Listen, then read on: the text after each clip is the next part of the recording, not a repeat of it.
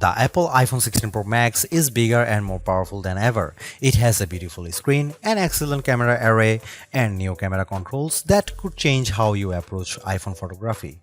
Power and battery life both get a boost to make this the big screen smartphone of your dreams. Apple Intelligence offers some useful and intriguing features, but it's not yet the thing that will or should drive upgrades. Still, if you have been holding on to an iPhone 12 or 13 Pro Max, this is probably the moment for a big screen upgrade. Sometimes I wonder how Apple might say its next screen technology. Will it add duper to it so it becomes super duper Retina XDR display? I mean, it may have boxed itself into a corner, but Apple skirted the issue this year by leaving its iPhone display technology pretty much untouched. This is a giant screen 6.9 inches, achieved through a combination of a slightly larger chassis and pleasingly thinner bezel.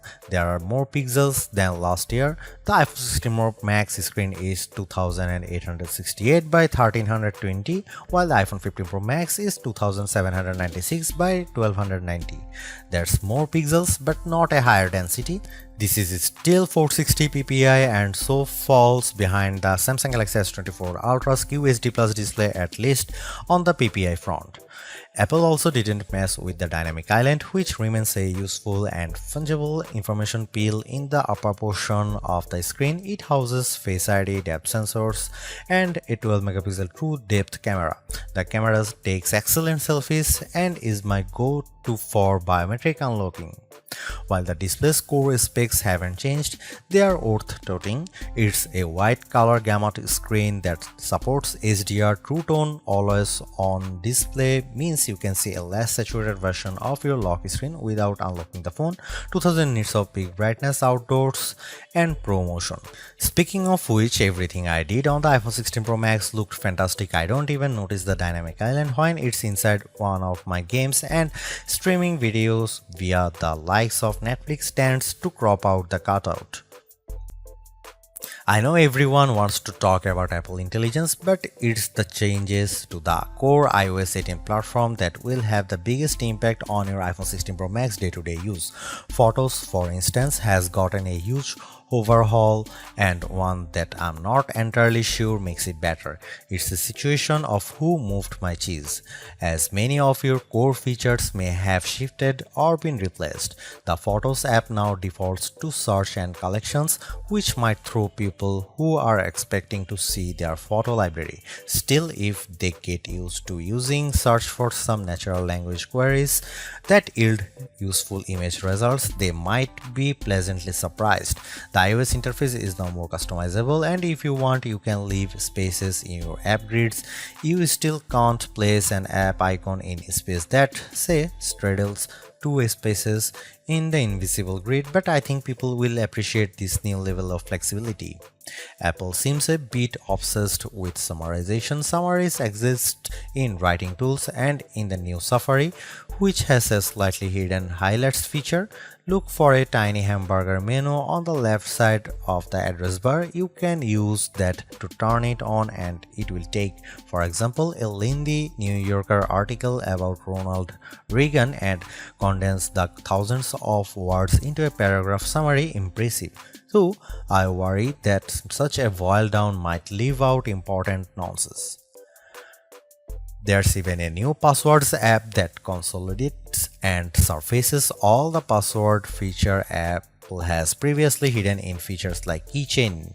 Now you have an easy to access app to manage sometimes confusing password and security word. One of my favorite new iOS 18 features is Math Notes. Inside Notes, you can scribble any question, and when you put an equal sign at the end of it, Math Notes automatically solves it and writes the answer in what will look just like your own penmanship. It's a smart bit of machine learning. None of this is as sexy as Apple Intelligence, but this and the myriad of other changes coming with iOS 18 might be more readily practical than what you can currently do with Apple's AI efforts. Apple's 13-year-old digital assistant has burst out of its floating bubble, and now when you summon it, takes over the whole screen. I switched between calling Siri by name and using a long press on the power button to call it, and each time the entire screen was encased in a beautiful multicolor glow. The display almost appears to flash when you press that button, and when you make your request, the screen pulses in response. Siri really seems more alive than ever. This, too, might be the most exciting part of the update. Apple Intelligence features that give Siri access to information about you on the phone to make its responses more contextually relevant are not here yet, nor are app insights that might help dig into applications to enable features and actions. Instead, we get a Siri that is somewhat better at handling the ahs and ums that sometimes happens when you are trying to craft a Siri prompt. I found that Siri can understand some confused talk, although if you are nearly incoherent, Siri will be lost too. Siri did well on some question and was effective at opening the FaceTime camera when I said I wanted to take a selfie. It also did well when I asked how I could share my Wi-Fi password, returning a concise step-by-step guide. One other nice Siri update is the text to Siri. All it takes is 3 taps on the bottom of the screen to open a Siri window in which you can type in your prompt. It's a nice, discreet way of getting the answer or help you need. Writing tools, which you can find when you type text in notes, emails, or messages, offers to make your writing better in a variety of ways. I'm a confident writer and communicator in email and messaging, so AI assistance in these tasks doesn't appeal to me. There are 2 millions who feel otherwise and may find these tools useful.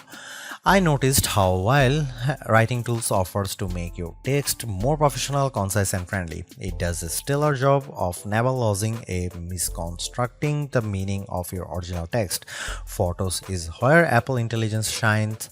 The new cleanup option in Edit is effective at removing unwanted objects from phone. When I opened a photo and tapped the cleanup eraser icon, it immediately offered to remove a few people from the background of my photo. I wanted to keep them, so I choose an object I wanted to remove, drawing over it. Precision is not a necessity. I drew over parts of it and cleanup identified the complete object. When I took a picture of my wife at an outdoor restaurant, I noticed that you could still see all the cars parked behind her. I used cleanup to remove them one by one. It did a good job. In all, Apple Intelligence shows early promise, but compared Google Gemini and Galaxy AI, it seems a bit limited. Siri still doesn't have that open LLM feel where you could ask it almost any question or solve any problem. There is no AI image generation, not even the promised Gen emojis. It's still an English-only tool, and the promised third-party integration with ChatGPT and potentially Gemini have yet to materialize. It's a good effort, but this version of Apple Intelligence is not the one that will spark a billion upgrades. While Apple hasn't radically changed the iPhone's camera array, there are enough changes in hardware, software, and image processing, along with the aforementioned camera control button to make the imaging system feel fresh and new. On paper, we have just one notable megapixel upgrade, the 48-megapixel ultra-wide camera, which will not only improve wide-angle shots but has a measurable impact on macro quality. Still, even though Apple didn't squeeze a much higher pixel count into the main camera, it did upgrade the sensor and is promising much faster shutter speeds, and the autofocus is now enhanced with dual autofocus sensors. These are the kinds of incremental changes that should improve both the experience of using the quality delivered by the main camera sensor, but they are also hard to measure. More on that in a bit. The 12-megapixel 5x optical zoom is essentially unchanged from last year's iPhone 15 Pro Max. The biggest news here is found not on this phone but on its little brother, the iPhone 16 Pro, which also gets the Tetra Prism lens. Last year's Pro model was stuck with a just 3x optical zoom camera. Similarly unchanged is the 12-megapixel FaceTime camera on the front. Here are some camera samples of iPhone 16 Pro Max.